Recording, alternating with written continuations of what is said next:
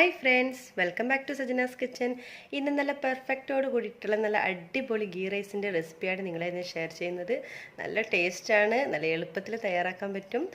അതുപോലെ തന്നെ ആദ്യമായിട്ടാണ് നിങ്ങൾ എൻ്റെ ചാനൽ കാണുന്നതെങ്കിൽ പ്ലീസ് സബ്സ്ക്രൈബ് മൈ ചാനൽ. അതുപോലെ തന്നെ ആ കുഞ്ഞ് ബെല്ലൈക്കൺ ഒന്ന് ക്ലിക്ക് ചെയ്യൂ, എങ്കിലേ ഞാനിടുന്ന പുതിയ വീഡിയോസിൻ്റെ നോട്ടിഫിക്കേഷൻ നിങ്ങൾക്ക് ലഭിക്കുകയുള്ളൂ. അപ്പോൾ ഇതെങ്ങനെ തയ്യാറാക്കുന്നത് നോക്കാം. ഇതിനു വേണ്ടി ഞാൻ 5 കപ്പ് ജീരകശാല റൈസാണ് ഞാനിപ്പോൾ എടുത്തിട്ടുള്ളത്. അതായത് നേരിയ അരിയാണിത്, ജീരകശാല റൈസ്. പിന്നെ ഇതിന് പകരം നിങ്ങൾക്ക് ബസ്മതി റൈസും നിങ്ങൾക്ക് യൂസ് ചെയ്യാം. ഇതിനിപ്പോൾ നന്നായിട്ട് നമുക്കിതൊന്ന് കഴുകിയതിന് ശേഷം ഒരു സ്റ്റെയിനറിൽ ഇട്ട് വെക്കണം. ഇതിൻ്റെ വെള്ളമൊക്കെ നന്നായിട്ട് പോകണം, അതിന് വേണ്ടിയാണ് സ്റ്റെയിനറിൽ ഇട്ട് വെക്കുന്നത്. അപ്പോൾ അതങ്ങനെ സ്റ്റെയിനറിൽ ഇട്ട് വെക്കാം. അതിനുശേഷം നമുക്ക് ഗീ റൈസ് തയ്യാറാക്കാം. അപ്പോൾ നമുക്കൊരു പാൻ വെക്കാം. പാൻ നന്നായിട്ട് ചൂടാകുമ്പോൾ 1 ടേബിൾ സ്പൂൺ നെയ്യ് ചേർത്ത് കൊടുക്കാം. അതുപോലെ തന്നെ 1 ടേബിൾ സ്പൂൺ ഓയിലും ചേർത്ത് കൊടുക്കാം. അതിലോട്ടേക്ക് നമുക്ക് അതായത് ഒരു സവാള എടുത്തിട്ട്, ഒരു മീഡിയം സൈസ് സവാളയാണ് ഞാനിപ്പോൾ ഇതിനു വേണ്ടി എടുത്തിട്ടുള്ളത്, നീളത്തിലരിഞ്ഞത് കേട്ടോ. അത് നമുക്ക് ഇതിലോട്ടേക്ക് ഇട്ട് കൊടുക്കാം. വളരെ എളുപ്പത്തിൽ തയ്യാറാക്കാൻ പറ്റും, നല്ല ടേസ്റ്റി ആയിരിക്കും ഇതിന്. അപ്പോൾ ഇതൊന്ന് ഫ്രൈ ആയിട്ട് വരട്ടെ. നന്നായിട്ട് ലൈറ്റ് ബ്രൗൺ കളർ ആകുന്നവരെ നമുക്കിതൊന്ന് ഫ്രൈ ചെയ്തെടുക്കാം. അപ്പോൾ നമ്മുടെ ഉള്ളി നന്നായിട്ട് ബ്രൗൺ കളറായി, അധികം ഓവറായിട്ടല്ല, ഒരു മീഡിയം ടൈപ്പായിട്ട് നല്ല ബ്രൗൺ കളറായി വന്നിട്ടുണ്ട്. ഇനി ബാക്കി നമ്മുടെ കുറച്ച് കാഷ്യൂനട്ടും അതുപോലെ തന്നെ കിസ്മിസും ഇട്ട് കൊടുക്കാം. അതും ഒന്ന് ഒരു ഫ്രൈ ആയിട്ട് വരുമ്പോൾ നമുക്ക് എല്ലാം ഒന്ന് കോരി മാറ്റാം. അപ്പോൾ നമ്മുടെ ഉള്ളി, കിസ്മിസ്, നട്ട്സൊക്കെ നന്നായി ഫ്രൈ ചെയ്ത് എടുത്തിട്ടുണ്ട്. ഇതിന് നമുക്ക് മാറ്റി വെക്കാം. ഇനി നമ്മൾ ശ്രദ്ധിക്കേണ്ട കാര്യം എന്ന് വെച്ചാൽ, നമ്മൾ എടുക്കുന്ന ഗ്ലാസ്, അതായത് അരി എടുത്ത ഏത് ഗ്ലാസ്സിലാണോ, ഏത് കപ്പിലാണോ, ആ കപ്പിനനുസരിച്ചിട്ട് വേണം നമ്മൾ ഇതിലേക്ക് വെള്ളം ചേർക്കേണ്ടത്. അതായത് 1 കപ്പ് അരിക്ക് 1.5 കപ്പ് വെള്ളമാണ് നമ്മൾ ചേർത്ത് കൊടുക്കേണ്ടത്. അത് വളരെ ശ്രദ്ധിക്കേണ്ട ഒരു കാര്യമാണ്. ഇതിൽ മാറ്റമായി കഴിയുമ്പോഴാണ് നമ്മളെ ചോറ് ഒട്ടിപ്പിടിക്കും ഒക്കെ ചെയ്യുന്നത്.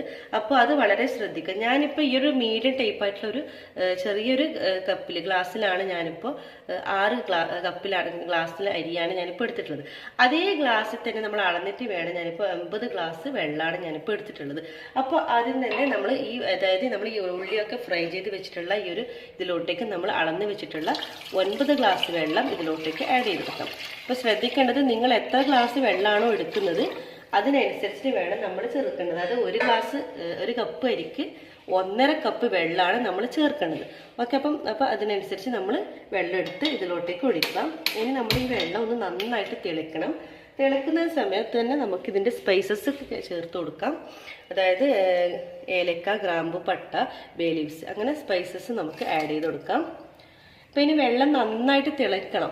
അതിനുശേഷം മാത്രമേ നമ്മൾ കഴുകി വെച്ചിട്ടുള്ള വെള്ളമൊക്കെ കളഞ്ഞു വെച്ചിട്ടുള്ള, ഡ്രെയിനാക്കി വെച്ചിട്ടുള്ള നമ്മുടെ അരി ഇതിലേക്ക് ചേർക്കാൻ പാടുള്ളൂ. അതിന് മുൻപ് നമ്മൾ ചേർത്ത് കൊടുക്കാൻ പാടില്ല. അപ്പോൾ നമ്മൾ ഇത് ചേർത്തിട്ടുണ്ട്. ഇനി ആവശ്യത്തിനുള്ള ഉപ്പ് ചേർത്ത് കൊടുക്കാം. നന്നായിട്ട് മിക്സ് ചെയ്യാം. ഇനി നമ്മുടെ ഈ വെള്ളം ഒന്ന് തിളയ്ക്കുന്നവരെ നമുക്കൊന്ന് വെയിറ്റ് ചെയ്യാം.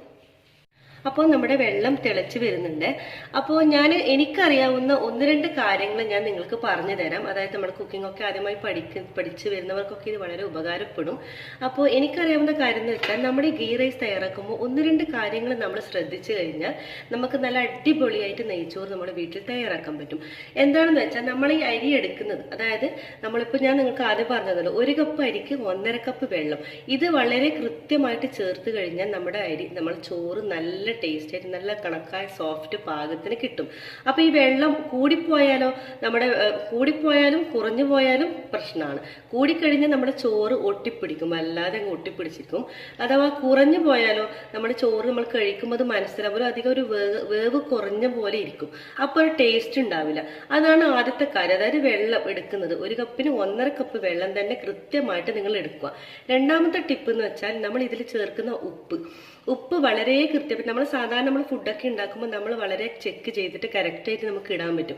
പക്ഷെ നമ്മൾ ഈ ഗീ റൈസ് തയ്യാറാക്കുമ്പോൾ അതായത് നമ്മൾ കറക്റ്റ് ചെയ്തതിനേക്കാൾ കുറച്ചുകൂടി ഉപ്പ് നമ്മൾ അധികം ഇട്ട് കൊടുക്കണം. എന്ന് വെച്ചാൽ ഓവറല്ല, കുറച്ചിട്ട് കൊടുക്കുക. അപ്പം നമ്മുടെ ഗീ റൈസ് നമ്മൾ ചോറൊക്കെ വെന്ത് കഴിയുമ്പോൾ ആ ഉപ്പ് പാകത്തിനുണ്ടാവും. നമ്മൾ കണക്കായിട്ട് ഇട്ട് കഴിഞ്ഞാൽ നമ്മൾ ചോറ് വെന്ത് കഴിഞ്ഞ് തയ്യാറായി കഴിയുമ്പോൾ ഉപ്പ് കുറച്ച് കുറഞ്ഞ പോലെ ഇരിക്കും. അപ്പോൾ ഈ ഒരു കാര്യം നിങ്ങൾ ശ്രദ്ധിക്കണം, മസ്റ്റായിട്ട് നിങ്ങളൊന്ന് ശ്രദ്ധിച്ചു കഴിഞ്ഞാൽ നമ്മുടെ ഗീ റൈസ് നല്ലവണ്ണം നല്ല വൃത്തിക്ക് നല്ല ടേസ്റ്റി ആയിട്ട് നമ്മൾ വീട്ടിൽ തയ്യാറാക്കാൻ പറ്റും. അപ്പോൾ നമ്മുടെ വെള്ളം ഇവിടെ നന്നായിട്ട് തിളച്ച് വന്നിട്ടുണ്ട്. അപ്പോൾ നമ്മൾ കഴുകി നമ്മുടെ വെള്ളമൊക്കെ കളഞ്ഞു വെച്ചിട്ടുള്ള നമ്മൾ ഈ അരി ഇതിലോട്ടേക്ക് ആഡ് ചെയ്ത് കൊടുക്കാം. വെള്ളം നന്നായിട്ട് കളയണം കേട്ടോ.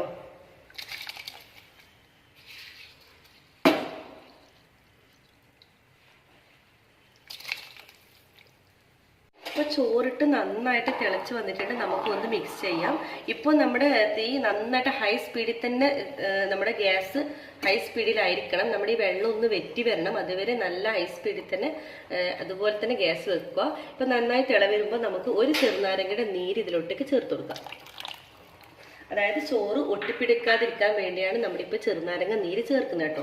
അപ്പോൾ തീരെ ഒട്ടിപ്പിടിക്കില്ല. നല്ല ചോറിന് നല്ല വെളുത്ത കളറായിരിക്കും, നല്ല വെള്ള കളറായിരിക്കും നമ്മുടെ ചോറ് കാണാനുണ്ടാകുന്നത്.